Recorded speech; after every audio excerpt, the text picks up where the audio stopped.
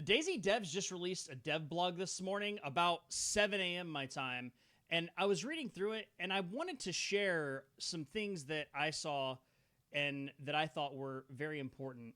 So we haven't had the opportunity to really learn a whole lot about Badlands. 1.29 went through a really bad delay, and then we still had some issues upon, but for the most part, it's really good. I mean, for someone who has played as much as I have over the past couple years, they've really done a good job with this, and I'm really looking forward to everything that they're going to expand on in the future. Now, for the dev blog, basically they kicked it off, and we're going to read exactly what they wrote before we kind of go into our own little synopsis. So, hey survivors, the first ever dev blog for DayZ Badlands is officially here. Before we kick it off, we'd like to introduce what dev blogs are, what you can expect for them, and how often we'll be publishing them.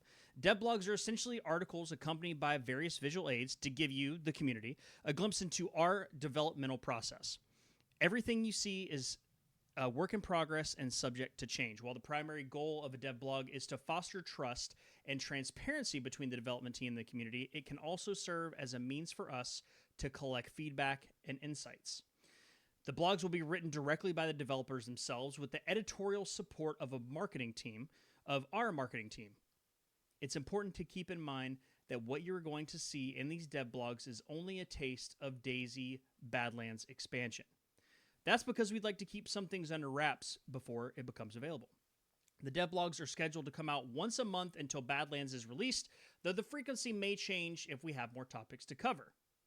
Without further ado, here is our creative lead, Adam, ushering in DayZ Badlands dev blogs with a glimpse of Nasdara. Now, this is what we know about the map. We know that it's going to be very similar to Takistan. We know that the topography is going to be similar because it is within the Takistan region. They are not being shy. They will be using Takistan assets and things that made Takistan such a successful map in Arma 2 Operation Arrowhead that they're not just going to throw that away. They're going to be recycling a little bit of the things, but from what we've seen, pictures and what things that we'll see later on in this dev vlog, it looks very, very good. And you can tell that it's polished. The one thing, regardless of the end game of Sakhal, you can guarantee one thing. You can all agree on one thing. Sakhal is a very polished DayZ map. It is very, very nice. You don't run into the weird objects, maybe coming together from a map that was created by someone who is not on the DayZ team. It's very, very nice, and it functions and runs very smoothly. Now, Adam went on to say, he said, the crown jewel of our upcoming expansion is a new terrain called Nasdara Province. It's a landlocked region. The province is part of the much bigger country some players may recognize as Takistan. While it sits firmly within the terrain of Takistan, this isn't the Takistan that you know, but a brand new one. From a narrative point of view, having Nasdara positioned within Takistan means we have a solid background to build the environment and the storytelling on. Neighboring Chernarus also offers a familiarity otherwise wouldn't be possible. Now, basically, we know that Nasdara is in between the USSR, Ardistan, Kazakhstan, and it's right on the Green Sea. So this is actually going to butt up directly to Chernarus, which is pretty freaking cool. I mean, I'm wondering once you get over to the edges if it's going to look like Chernarus. I mean, once you get over. So this is kind of the landscape that we're seeing. Is very, I want to see if we can actually zoom it in. It looks like Takistan, but the first thing that pops out to me is the colors. You're getting more greenery. I feel like it's more spread through than is on Takistan. Now, the other thing that they said is that they will be focusing on the one time of year in which they don't have a map. Springtime. And what better map than a desert to formulate springtime when you think rain and flowers and... Anyways, I digress. Overall, Nasdara will have a very different feel first season DayZ players. Typical landscapes with tall forests and rolling hills will be replaced by sparse vegetation along with deep valleys and sizable ridges. Sounds very similar to Avalon.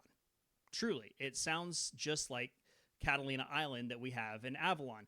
Now, they said that they wanted to finalize the cycle of seasons by introducing the last missing season, which is spring. Nasdara Province is our largest terrain, spanning over 267 kilometers, and they chose that size for two reasons. Landscapes are generally vast in the arid landscape, and any landscape that is landlocked requires a natural transition into the outside landscape to ensure players won't easily go outside the playable area. So, what they are doing now is, rather than you being able to run all the way to the end of the map because you're following a road or a power line or anything like that, they're going to make it evident that you are running off the map. They're going to be ending the power lines. They're going to be creating the road is going to be buried in sand or a broken bridge or a landslide.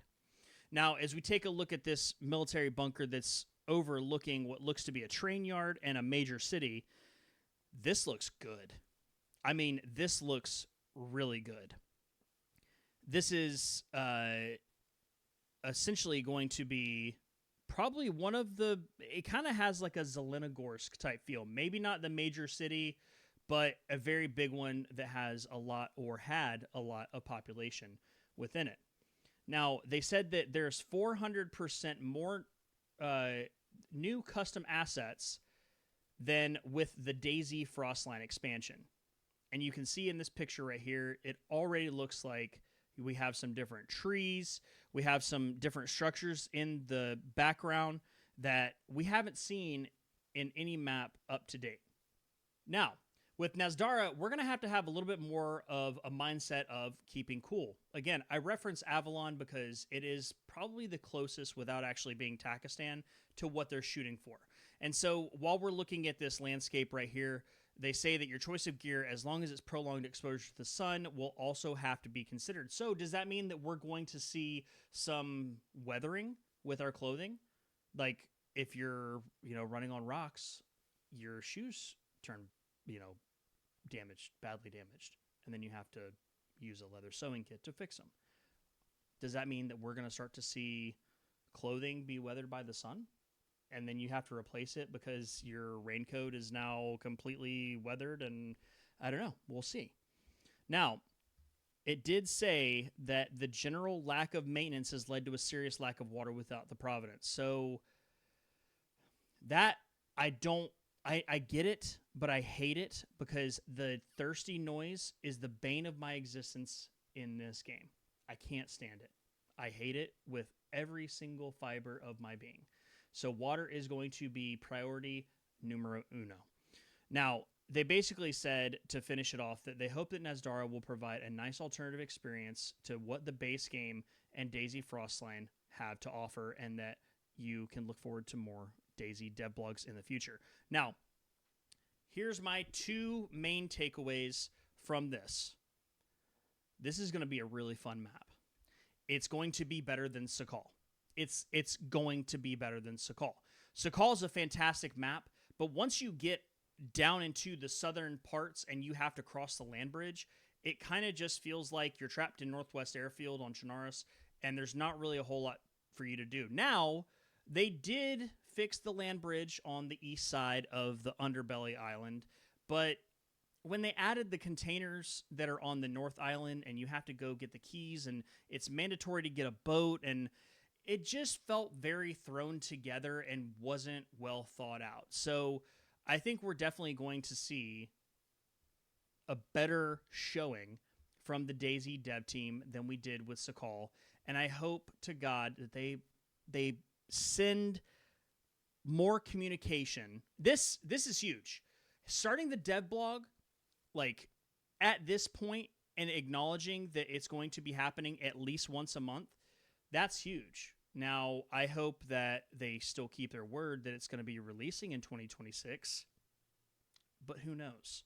Guys, let me know what you think. Let me know what you're most looking forward to, who your crew is going to be, and how valuable a cooking pot is going to be in this new map. Now, if you made it to this part of the video, I would like for the very first person that makes it all the way through and watches every single minute of this video, I want you to comment Sassafras.